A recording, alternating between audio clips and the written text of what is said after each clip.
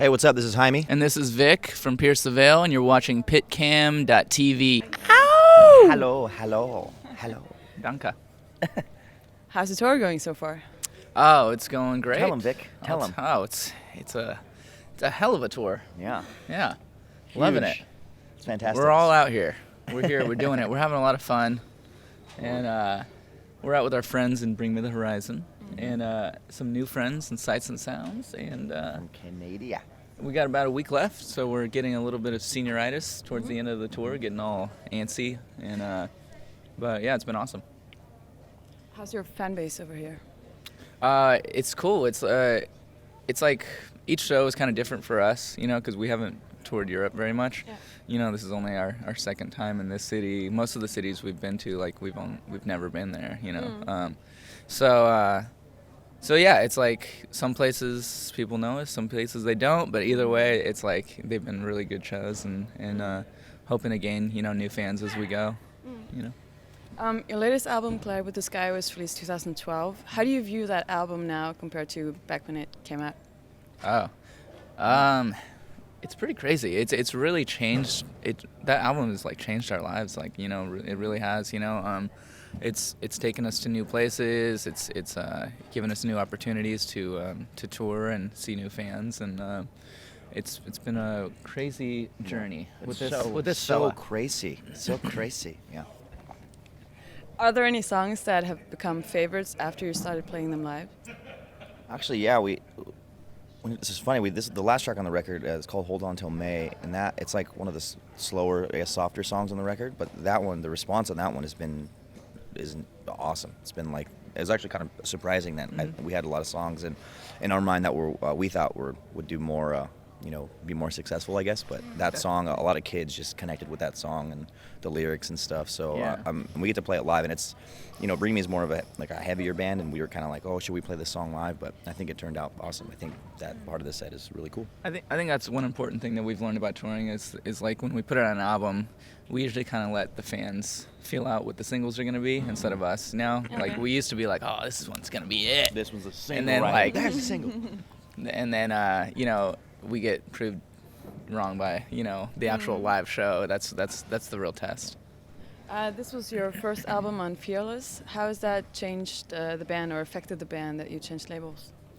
It's been really cool. Yeah, Fearless has been really supportive, and I think the label was kind of like what we wanted. We wanted, we tour so much that we need someone there at home who's going to be, supportive and keep, our fans up to date on what we've been doing. And on this album, I think they've done a really good job of that because, we've been gone so much, and that's really important to us, Anything you want to add? Yeah. Yes, they're fantastic. They're amazing. You have a new documentary out. For those who haven't seen it, what can they expect? It's called This Is a Wasteland. Yeah. And it's pretty much an entire year straight of us touring, going to places we've never even dreamt about. Like, never thought we would ever go to these places, like Southeast Asia, South America, Australia. We went to UK, all over the United States and stuff. And it's pretty much, you're just along for the ride, just us and our everyday. That's all great and all. But you get to see the bad side of Pierce the Veil in this DVD. Dirty. We're strippers on the side. Oh, yeah. A lot of stripping. He sells drugs around 2 a.m. every night. He's out on the streets. It's a wild I ride. My name to Dragon. That's what they call me. Yeah, they call him Dragon. That's my street name. Okay. You've seen so much of the world. Which place has affected you the most, made the strongest impression on you guys? I'm going to go ahead and say South America. When we played like Mexico City, Chile, Argentina, like those places, Brazil, like all those places were so like shocking because we've never been down there. And the first time we went down there, it was the crazy, like we're talking like as soon as you get off out of the airplane, you walk into the airport and there's still there's just kids everywhere, like waiting. They're super pumped. It just makes you feel like a real, like, you feel like Justin Bieber. It's crazy. You feel like Justin Bieber. Because it's funny, because when we go home, like to San Diego, like where we're from, like there's no one there at the airport, so it's like you're kind of like, all right. You go to like a random country and there's a bunch of kids and fans and stuff. So it's very cool. It's a very cool thing to see. Absolutely. Yeah. For me, I'm more into like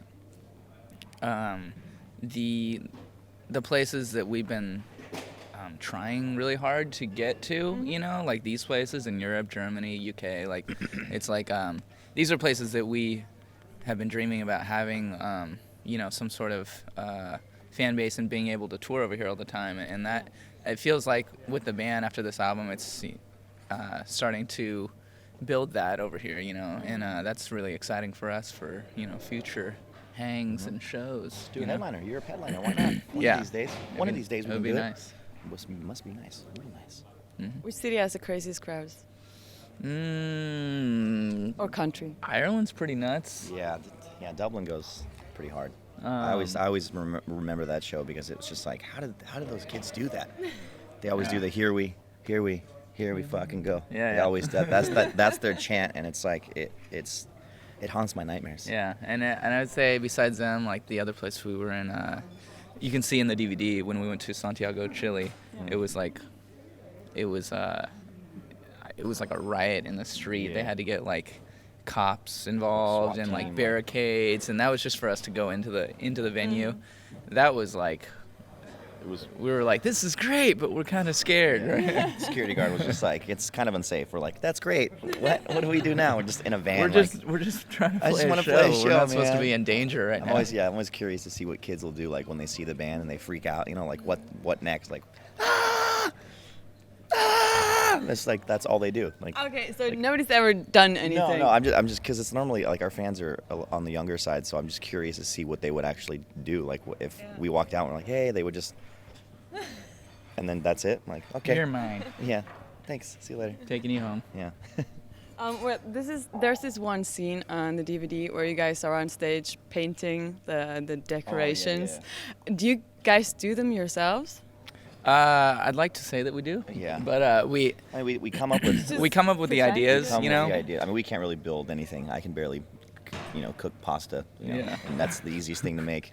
But, yeah, when we were painting in the DVD, we were like, we wanted it to look better, Certain way, so yeah. we had the paint that they used, and we were like Just fixing touching them up and making them look brighter. And like this was like okay. for one of our stage designs, it was supposed to look like it was glowing, like kind of like a Disneyland, like Glow in the dark glow kind in of the thing. dark kind of thing. And It wasn't quite right, so we took yeah. it into our own hands. Yeah. And yeah, I mean, sometimes we have crazy ideas and send them off, and that one was one of them that just got made and was it's really cool. It's been so crazy. Like when we can do headliner tours now, like we come up with a lot of fun ideas and things that we never thought could like actually happen. Like that one tour in the States, we built these like gears that moved on stage, and it was all like motors and like Yeah, it was a bunch of stuff. shit that was like when not we musical at saw all. it, we're like, oh, this is Yeah. crazy. Yeah. We always try to bring that kind of element to the shows, and hopefully here in Europe and stuff. Hopefully when we come back, we can bring maybe more of that. Yeah, show we want to be able here. to put on like shows like that everywhere around the world, and have like our fans have something to remember and something really cool, like a really great experience, Well, everything about the band is strongly influenced by your Mexican heritage. Why did you decide to make this such a big part of the band? I think it it's just happened, it's just yeah. natural It was for a- us. We're yeah. just A couple of Mexicans hanging out in San Diego. yeah. Yeah. I don't know. It was never something we like. We're like, hey, this is what we. Because you guys are the only ones who Yeah. have that thing. Yeah, it's.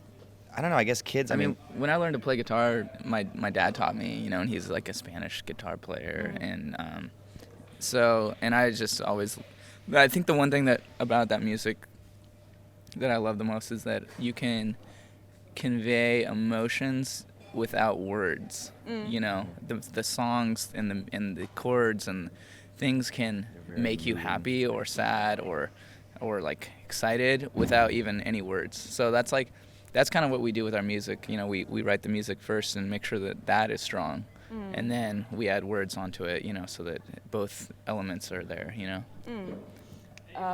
I came across a blog where you guys were mentioned. Woo, yeah. Tell me all about And it. what it said was that what this person liked most about you guys was that your music represents a shift in the way people view Latino music, or Latinos in general. I'll take it. I mean, How do you feel about that? we made it. We've done. I'm out of here. We've done it. Get back here. How do you feel about that? Yeah, we get a lot of like Latino fans, like There's a lot that. of them. You know, they're like, "Oh, you make me proud to be Mexican," and I'm like, "Oh, that's cool." You know, it's not like But you never set out to it's sort not of. a, it's not a part of It's not like something. it's not something we yeah. set out to do. It's not a big deal like that Yeah. we like to. Yeah. You know, it's just but that's a great thing though. Yeah, for our fans. Fair enough. I love it. So what's next for you guys? Stripping, You think? maybe. You think you got the body for that? Nah, not yet, but I will. Yeah. We can change. No, we get to go. We get to go home and start a new record. Start writing the new record. I'm very excited for that. Get to go home, see the fam. Yeah. Buy you a Christmas present. Are you gonna give me something? I might. Play your cards I right. bet you don't. I probably won't see you for a while. Just yeah, we You're have just gonna we have- disappear? we have a rule that as soon as we get home from really long tours, we do not communicate with each other for at least 3 days. No Yeah, talking. we leave the airport. We're like, don't call text me. Yeah, don't call you me. dare. I do not exist. I am out of here. And then 3 days later, hey, what are you doing? Hey, bro, you wanna go hang out? Yeah. But yeah, we're gonna go home. This is gonna be all about writing a new album when we get home. You know, I think we're getting to a boiling point with touring. You know, that we're just like, we need to get home and do some new stuff. And you know, we're super excited. We got the studios ready at home, and Just jump right in. it's ready to go. Any like tips? When can we expect anything new from you guys? Sooner than later. Okay. No, Excellent. be amazed. Be amazed. Well, thank you so much for talking to us. Anything you want to say to your German fans? Danke. Danke. We love you guys. I was trying to learn some German. Alles klar? Alles klar? Uh-huh. Yeah, I does that learned that mean? the other day. It means like, how's it going? You good? It's going great. Yeah. Danke. I know that one. Thank you for all our fans in Germany. Get our DVD, This is a Wasteland. It's on iTunes, and come out to shows. We love you. Danke. I wouldn't necessarily rule out any chance of doing any stuff off Illumin Audio, but at the time I didn't feel comfortable. Just to be like candid about it, I didn't really feel comfortable singing someone else's words as if they were from my heart. You know what I mean? I play with a lot of passion, and I think it might be a little fake, but it is something that I do want to do at some point, just out of respect to the guys and the art that they created while we were apart.